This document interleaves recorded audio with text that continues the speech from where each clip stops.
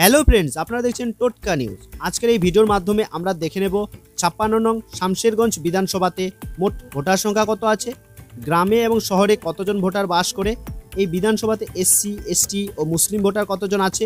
তাছাড়া আমরা দেখে নেব এই বিধানসভাতে 2021 বিধানসভা ও 2024 লোকসভা ভোটে কেমন ফলাফল হয়েছিল। তাহলে আসুন এক এক করে সব দেখে নিন।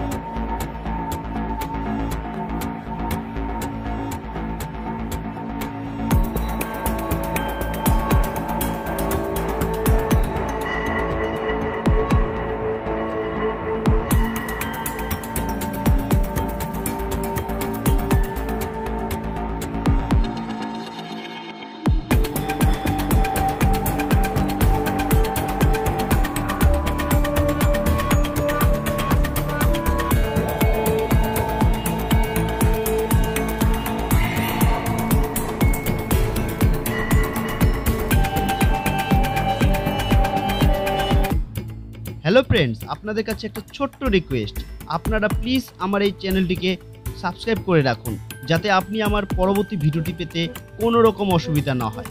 আর হ্যাঁ, আপনারা অবশ্যই জানান আপনি কোন বিধানসভার অন্তর্গত এবং কোন দলকে সাপোর্ট করেন, জানান আমার কমেন্ট বক্সে।